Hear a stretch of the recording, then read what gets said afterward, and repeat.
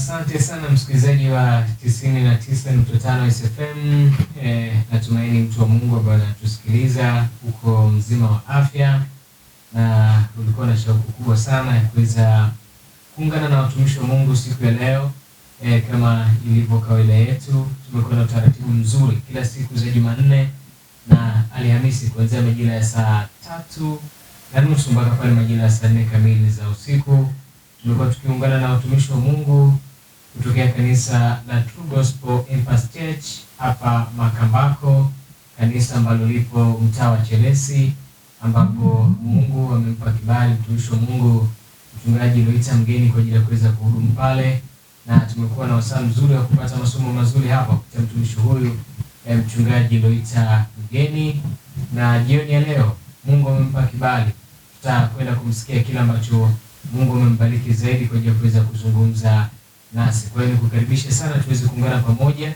Naamini kusikia kipindi hiki hauta baki hivi, lazima utakwenda kubarikiwa jioni ya leo. Lakini inawezekana hapo ulipo unatusikiliza uko na changamoto ya ugonjwa ama tatizo lolote kwenye maisha yako linakusumbua, basi mtumie mchungaji huyu kwa kumueleza, kwa sababu yeye Mungu amempa kibali.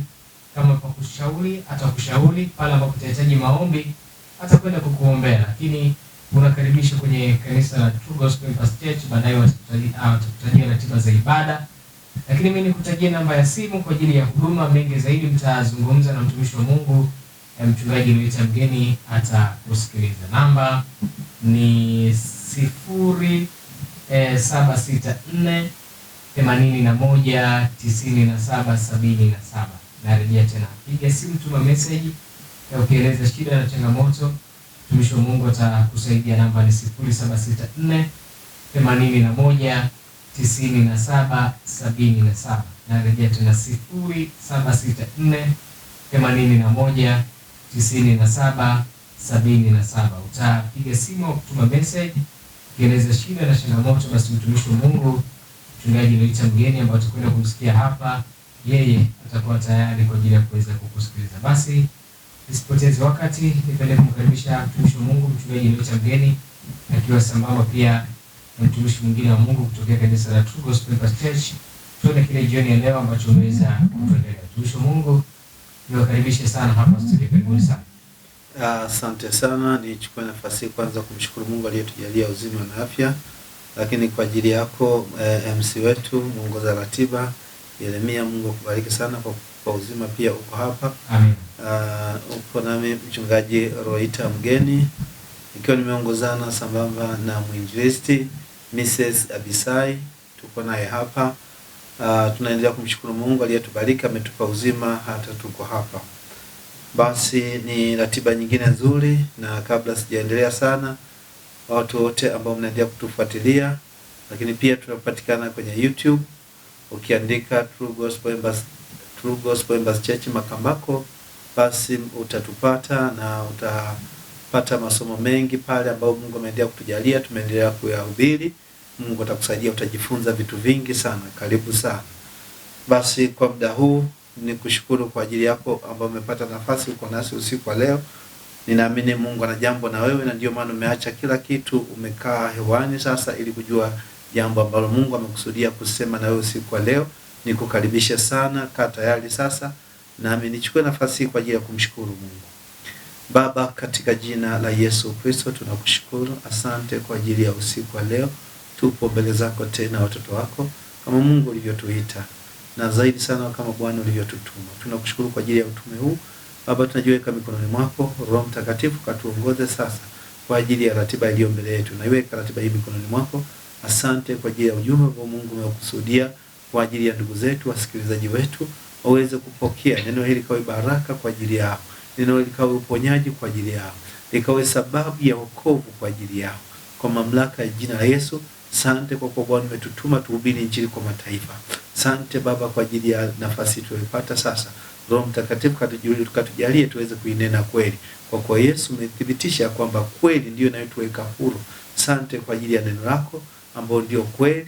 Asante kwa kuwa Bwana, naamini kupitia neno hili wapo wa Mungu, watu ambao Mungu amewakusudia, unakwenda kuwaponya, unakwenda kuwaokoa. Katika jina la Yesu Kristo tumeomba na kuamini. Amen. Basi ndugu zangu, niweze kuendelea na ratiba iliyo mbele yetu, na katika eneo zuri ambalo Roho Mtakatifu amependa tuweze kulitazama jioni ya leo ni tafsiri za watu wengi sana na lugha ya namna watu wengi ambao wanaweza kuongea, hasa pale ambapo tunakutana nao tukiwashirikisha habari njema za ufalme wa mbinguni. Kuna majibu ambayo wakati mwingine either ni uelewa au ni kutokuelewa, lakini ni muhimu tukajifunza sauti hii huwa inamaanisha nini, sauti hii inatoka wapi, lugha hii inatoka wapi, kuielewa sauti ya Mungu na kuelewa kwamba hii ni sauti ya shetani. Bwana Yesu asifiwe. Na kitu ambacho nataka tuende kukiangalia, wengi wao wakati unawahubiria Injili wanajibu la kwamba ngoja kwanza atafute fedha, hajafanikiwa, hawezi kuokoka ikiwa yupo katika hali duni, hawezi kuokoka ikiwa mazingira yake haijakaa sawa. Bwana Yesu asifiwe. Lakini lugha hii inatoka wapi ya kufikiri kwamba ngoja kwanza nifanikiwe, ngoja kwanza nipate fedha? Hii lugha ni ya nani? Ni nani anaitoa lugha hii? Bwana Yesu asifiwe. Na Yesu anasema nini? Msomaji wangu, naomba unifungulie kitabu cha Injili ya Mathayo sura ya 6, nisomee mstari wa 33. Mathayo sura ya 6 mstari wa 33. Neno la Mungu linasema, bali utafuteni kwanza ufalme wake na haki yake, na hayo yote mtazidishiwa. Bwana Yesu asifiwe. Amen. Biblia inasema bali utafuteni kwanza ufalme wake na haki yake, na hayo yote mtazidishiwa. Huyu ndiye Mungu anayezungumza ya kwamba jambo la kwanza ni ufalme wa Mungu kwanza, mengine yote mtazidishiwa. Kama Mungu ndio anayeagiza, yeye aliyezifanya mbingu na nchi, aliyeviumba vitu vyote unavyoviona, lakini isitoshe huyo Mungu tunayemhubiri hapa ndiye kwenye kitabu cha Hagai anasema fedha na dhahabu ni mali ya Bwana. Fedha na dhahabu ni mali ya Bwana. Huyu mwenye fedha na dhahabu ndiye anayesema tafuta kwanza ufalme wake na haki yake, mengine yote mtazidishiwa. Hii ndiyo sauti ya Mungu. Lakini ni nani anayekwambia tafuta kwanza fedha? Utapataje hizo fedha? Utazipata wapi? Mwenye fedha ndiye huyu tunayekuletea. Humtaki mwenye fedha, unatarajia utazipataje hizo fedha unazozihitaji? Hayo mazingira unadhani unataka uyatengeneze kwanza, ni nani atakaye kusaidia? Kwa sababu vitu vyote vilifanyika kwake yeye huyu tunayemhubiri. Pasipo yeye, Biblia inasema hakikufanyika chochote. Angalia anachokizungumza. 7 hiyo mstari 6 hiyo, nisomee msomaji wangu mstari wa 26. Mathayo sura ya 6 mstari wa 26. Waangalieni ndege wa angani, ya kwamba hawapandi wala hawavuni wala hawakusanyi ghalani, na Baba yenu wa mbinguni huwalisha hao. Ninyi je, si bora kupita hao? Endelea. Ni yupi kwenu ambaye akijisumbua aweza kujiongeza kimo chake hata mkono mmoja? Na mavazi ya nini kuyasumbukia? Fikirini maua ya shambani, ya mashamba, jinsi yameavyo, hayafanyi kazi wala hayasokoti. Nami nawaambia ya kwamba hata Sulemani katika fahari yake yote hakuvikwa vizuri kama mmojawapo la hayo. Bwana Yesu asifiwe. Amen. Kumbuka anasema utafuteni kwanza ufalme wake na haki yake, mengine yote mtazidishiwa. Wewe unayefikiri kwamba upate fedha kwanza ndio uje kwa Yesu, hiyo sauti inatoka kwa shetani. Hiyo sio sauti ya Mungu. Sauti ya Mungu ni hii: utafuteni kwanza ufalme wake na haki yake, mengine yote mtazidishiwa. Na mstari wa 26 tuliosoma nasema uangalieni ndege wa angani, ya kwamba hawapandi wala hawavuni wala hawakusanyi ghalani, na Baba yenu wa mbinguni huwalisha hao. ninyi je, si bora kupita hao? Yesu anajaribu kutufunulia jambo hili. Anasema, angalieni ninyi mnaosumbuka na maisha haya, mnaodhani kwamba mpate kipato kwanza ndio mje kwa Yesu. Anasema waangalieni ndege wa angani. Anasema ya kwamba hawapandi wala hawavuni wala hawakusanyi ghalani, ila Baba yenu wa mbinguni, Baba yenu wa mbinguni ambaye ni baba yako wewe. Bwana Yesu asifiwe. Tunamtaka afanyike kuwa baba yako sasa. Haleluya. Kwa kuwa hujampokea, sio baba yako ila ni Mungu wako. Bwana Yesu asifiwe. Tunataka afanyike kuwa baba yako na wewe. Anasema Baba yenu wa mbinguni hata walisha hao. Baba yenu wa mbinguni huwalisha hao. Ninyi je, si bora kupita hao? Huyu Yesu tunayemleta kwako, tunayemhubiri jioni ya leo, ndiye anayethibitisha jambo hili ya kwamba angalia pia hata ndege wa angani. Wewe uliyeshindwa kuamini, uliyekosa jambo hili kuamini na kuelewa, anasema angalia tu, piga picha tu, hata ndege wa angani hawapandi, hawavuni wala hawakusanyi ghalani, ila wakati unaona ndege wanakula, wanaishi, maisha yanaendelea, Biblia inasema hao ndege anayewalisha ni Baba. Tunamleta kwako, unasema utafute kwanza fedha. Yeye mwenye fedha hutaki kumpokea, unadhani kwamba utazipata hizo fedha, na mwisho wake umeishia mahangaiko, huku na huku na hangaika, wala fedha upati. Bwana Yesu asifiwe. Kumbuka Injili ya Mathayo 11, msomaji, Injili ya Mathayo 11 mstari wa 28.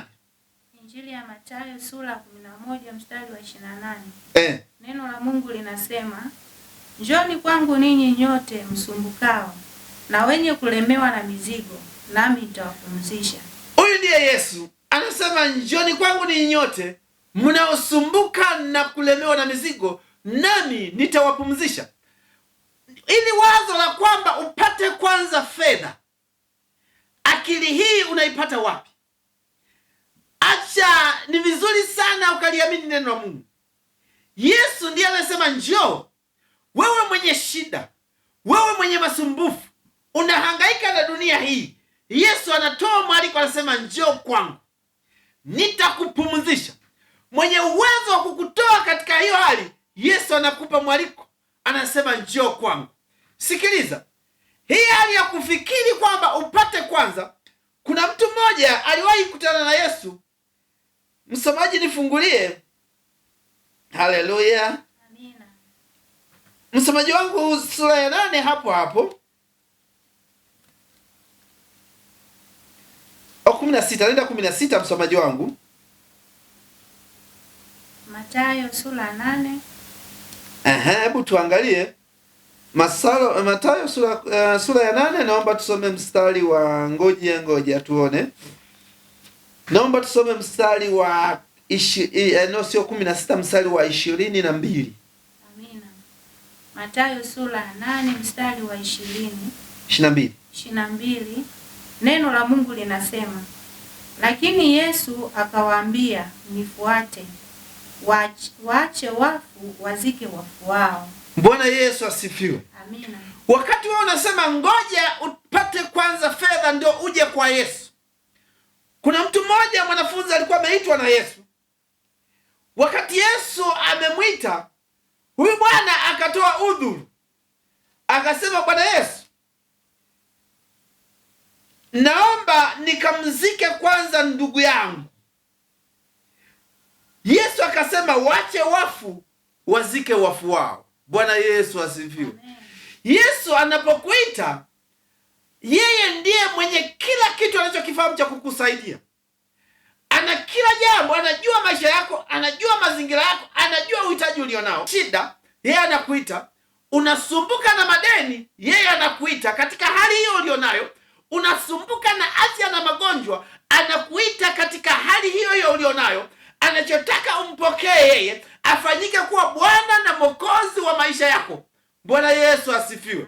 Yeye aishughulikie hiyo hali ulionayo. Hii hali ya kufikiri kwanza, utafute kwanza, hutazipata. kwa sababu unatafuta, huna mtu, huna msaada, unatafuta ukiwa peke yako. Pasipo yeye hakuna chochote unachoweza kukipata. Bwana Yesu asifiwe. Vitu vyote vilifanyika kwa yeye. Yeye ndio mwenye hizo mali unazozitafuta. Hiyo afya, Yesu ndiye aliyekupa hiyo afya. Yeye ndiye aliyekubali apigwe, adharauliwe, ili kuhakikisha anakurejesha. Unakuwa na afya njema, unakuwa na mafanikio. Biblia inasema Yesu alikufa masikini ili wewe uwe tajiri. Bwana Yesu asifiwe.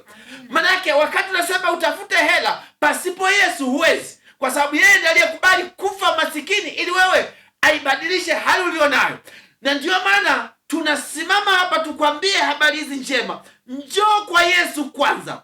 Bwana Yesu asifiwe. Mtu alitoa uzuri kwamba baba, naomba kwanza, sawa unaniita, lakini ngoja nikazike ndugu yangu. Akasema achana na hiyo, njoo nifuate mimi. Acha wafu wazike wafu wao. Haleluya. Bwana Yesu asifiwe. Sikiliza mtu unayenisikiliza, kitabu cha Wafalme, msomaji wangu, kitabu cha Wafalme wa kwanza, Wafalme wa kwanza. Achana na hiyo sauti, msikilizaji wetu ambao unatusikiliza, unatupata usiku wa leo.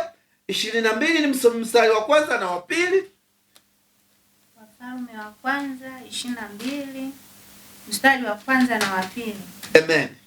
Neno la Mungu linasema, msikilizaji wangu unayetusikiliza, liamini neno la Mungu, muamini Mungu. Tuko hapa kukuletea habari hizi njema, ni kwa ajili yako. Unasumbuka sana, na mimi ninaelewa. Haleluya. Lakini msaada upo kwa Yesu, na sisi tuko hapa kukwambia hizi habari njema. Yesu anakutamani sana, aliacha kila kitu kwa ajili ya thamani ya mwanadamu. Hebu nisomee msomaji wangu, Wafalme wa kwanza sura 22 mstari wa kwanza na wa pili. Wakakaa miaka mitatu pasipo Samueli, ni Wafalme, okay. Samueli wa kwanza 22, msikilizaji wangu. Samueli wa kwanza 22 mstari wa kwanza na wa pili. Amen. Neno la Mungu linasema, basi Daudi akaondoka huko, akakimbilia pango la Adulamu, na ndugu zake na watu wote wa mbali ya baba yake waliposikia habari hiyo, wakamwendea huko. Na kila mtu aliyekuwa katika hali ya dhiki, na kila mtu aliyekuwa na deni, na watu wote wenye uchungu mioyoni mwao wakakusanyika kwake, naye akawa jemedari wao, nao walikuwa pamoja naye walipata kama watu 400. Bwana Yesu asifiwe. Amina. Wewe ambaye unadhani kwamba upate kwanza hela ndio uje kwa Yesu, hiyo ni sauti ya shetani, sio sauti ya Mungu. Biblia inasema hivi, angalia watu ambao walikuwa na shida.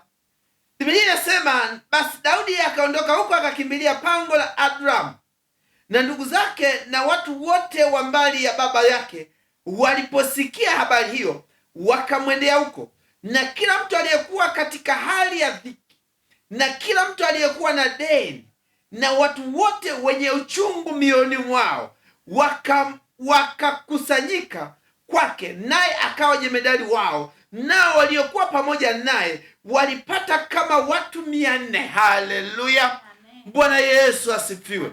Sikiliza, watu waliokuwa na madeni walijua mahali sahihi pa kukimbilia, mahali palipo na msaada. Biblia inasema wakamkimbilia Daudi watu wenye madeni. Watu waliokuwa na uchungu moyoni walijua mahali palipo na msaada, walimkimbilia Yesu, hawakuikimbilia dunia. Bwana Yesu asifiwe. Haleluya. Tuko hapa tukwambie habari hizi njema. Yesu Kristo peke yake ndiye mwenye kukusaidia hali ulionayo. Unahangaika sana, unateseka sana, afya yako imekwisha, adui amemaliza afya ulionayo. Bwana Yesu asifiwe. Lakini Yesu, kati ya watu wanaowatafuta, waliomkimbilia Daudi ni watu wenye dhiki, watu wenye madeni, watu wenye uchungu. Waligundua siri hii, hawakwenda kwa mataifa, hawakwenda kwa wapiga ramli, walimkimbilia Daudi mtumishi wa Mungu, walimkimbilia Daudi mtumishi wa Mungu. Leo hii mkimbilie Yesu. Haleluya! Yesu yuko kwa ajili yako, ndiye aliyebeba kila aina ya udhaifu, na Yesu anakuhitaji kama ulivyo. Bwana Yesu asifiwe. Haleluya! Sikiliza, hicho unachokifikiri wewe kwenye Wakorinto anasema hivi. Fungua kitabu cha Wakorinto msomaji wangu. Amina. Kitabu cha Wakorinto sura ya kwanza, kitabu cha kwanza cha Wakorinto. Naomba nisomee mstari wa 26 msomaji wangu.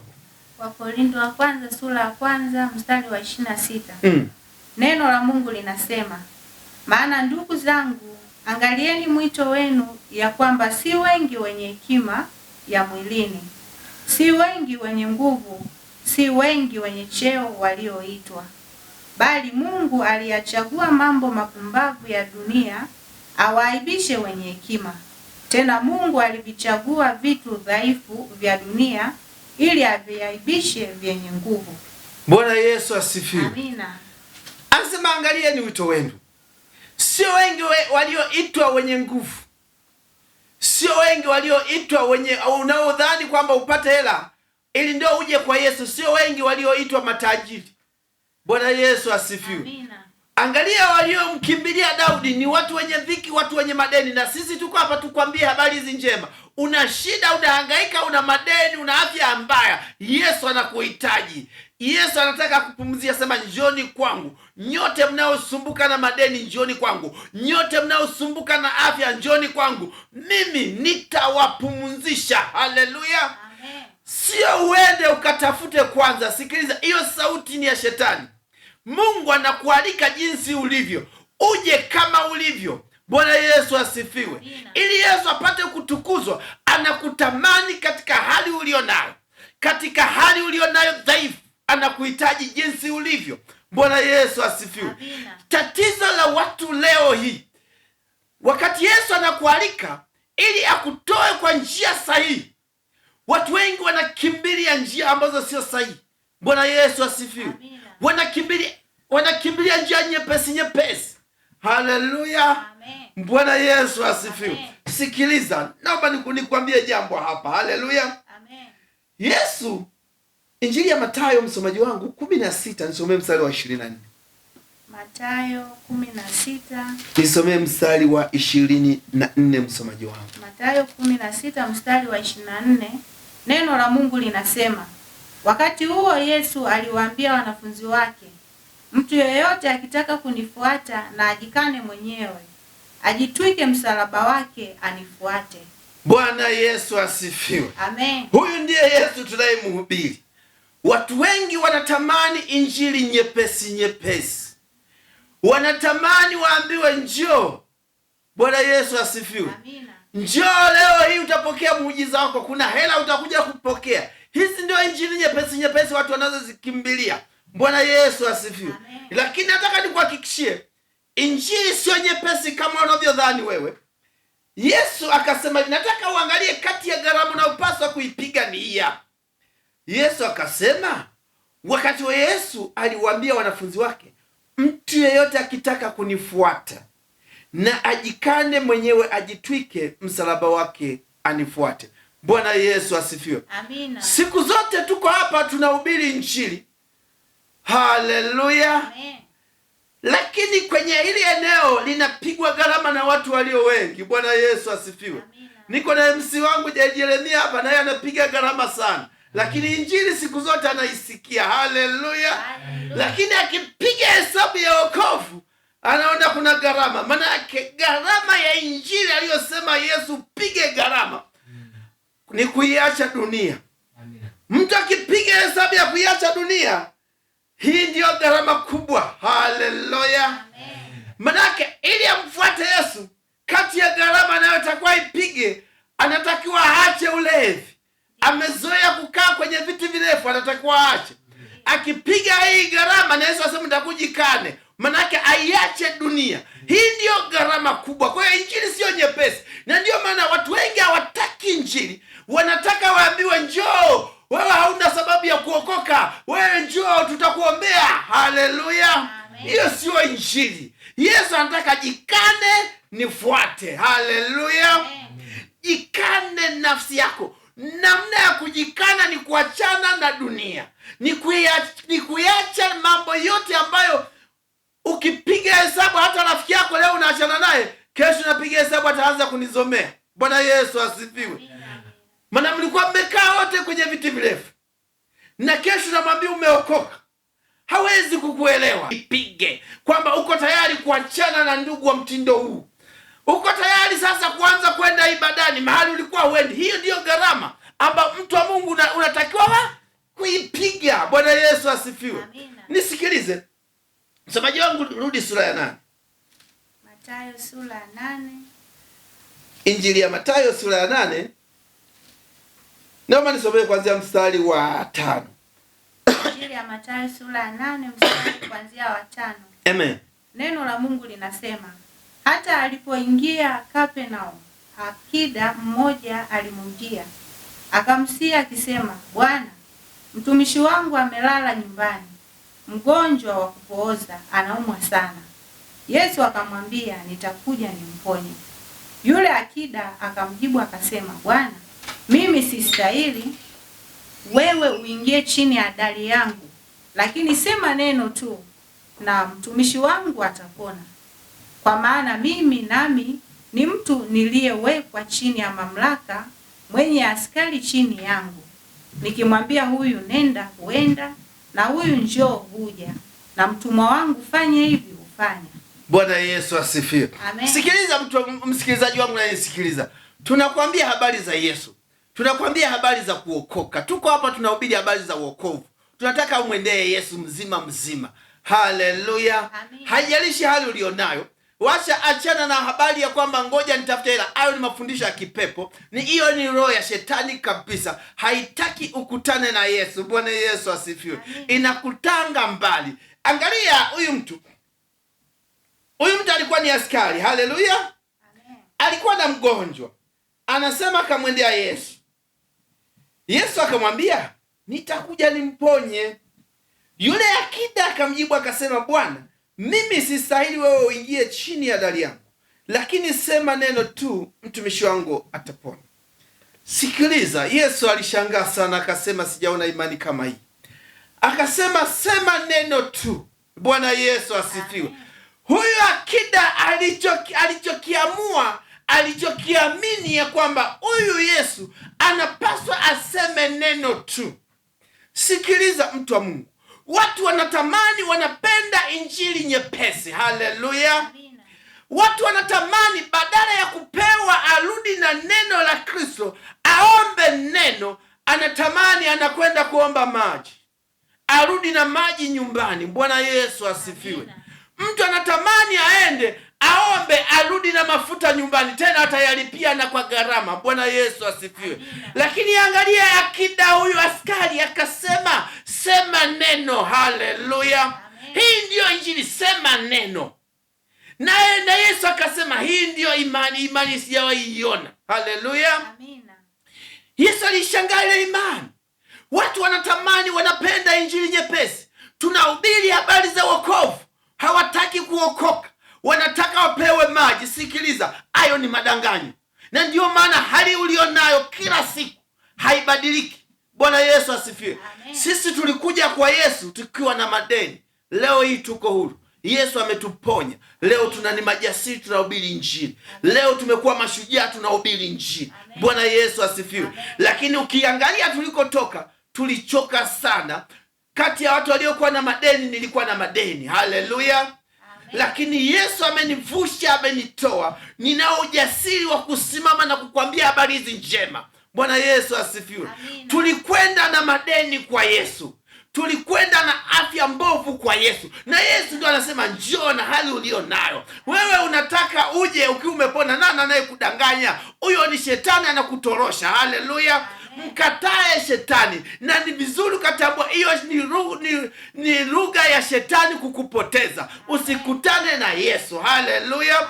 Yesu angetamani njoo. Ndio maana Yesu anasema njoo na hali ulio nayo. Bwana Yesu asifiwe. Bwana Yesu asifiwe. Achana na injili nyepesi. Njoo kwa Yesu. Yesu anasema jikane. Kujikana ni kuachana na dunia. Fikiria sana, kuna ndugu uliokuwa umezoeana nao, unatakiwa uachane nao kwa kuwa mambo anayoyatenda hayambariki Mungu. Hiyo ndiyo gharama ya mtu wa Mungu kuipiga ili umpokee Yesu. Bwana Yesu asifiwe. Na kwa kuwa muda wangu umetukimbia, lakini Mungu ni mwema, tunayo nafasi ya Alhamisi. Tuendelea kukualika Alhamisi, endelea kuwa pamoja nasi. Bwana Yesu asifiwe. Naomba niweze kumshukuru Mungu. Mungu wetu na Baba yetu, katika jina la Yesu Kristo tunakushukuru. Sante kwa ajili ya usiku wa leo. Sante kwa ajili ya neno hili la baraka ambalo Mungu umeendelea kutubariki. Tunakushukuru kwa ajili ya wasikilizaji pia. Sante Baba, neno hili kawe baraka kwa kila aliyekwenda kusikia. Neno hili kawe uponyaji kwake. Neno hili kawe ufunguo katika eneo ambalo alikuwa ameshindwa kuvuka, likamvushe katika jina la Yesu. Baba, tunaachilia ratiba zote zinazoendelea mikononi mwako, tukiomba na kuamini. Amen. Mungu mchungaji Roita Mgeni, Mungu akubariki kwa kazi kubwa, na hakika tunabarikiwa. Basi msikilizaji, ni kukumbushe nambari ya simu kwa ajili ya huduma kwa ambao hakuna changamoto, lakini pia watu wote mnakaribishwa kwenye kanisa la True Gospel Impact Church kwa mchungaji Roita Mgeni. Utapiga simu kuanzia sasa kwa ajili ya maombezi, kwa ajili ya ushauri, kwa ajili ya kufika kanisani. Na kumbuka kanisa la True Gospel Impact Church lipo Makambako, mtaa wa Chelesi. Namba ni 0764 81 97 77. Narejea tena 0764 81 97 77. Tuma message au upige simu kwenye namba hii 0764 81 97 77. Lakini pia kwa wale ambao wamekuwa wakihitaji vipindi hivi ambavyo vimekuwa vikiruka hapa redioni, basi unaweza kuifuatilia moja kwa moja kwenye mitandao ya kijamii. Utakwenda pale YouTube kwenye akaunti ya kanisa la True Gospel Impact Church, utaandika hivyo kanisa, utaandika True Gospel Impact Church, basi utaviona vipindi vyote na utasikiliza pale, utaweza kubarikiwa. Basi mtumishi wa Mungu, kwa kuhitimisha ratiba za ibada kwa wale ambao watahitaji kushiriki, itakuwa ni jambo zuri sana. Karibu Mrs. Abisai kwa ajili ya vipindi vya ibada, waweze kuwajulisha wasikilizaji wetu. Karibu. Asante. Ratiba ya ibada: Jumatano saa 4:30, saa 10:30 maombi. Ijumaa saa 10 kamili neno la Mungu. Jumanne saa 4 kamili. Jumapili ibada ya neno la Mungu. Karibuni sana wote mnaosikiliza. Amen. Amina sana mtumishi wa Mungu, nami niseme asante sana. Kwa majaliwa tutakutana siku ya Alhamisi kuanzia majira saa 3:30 mpaka 4 kamili za usiku. Langu jina naitwa Jeremia Makwete, nikutakia usiku mwema. Endelea kusikiliza Isaac.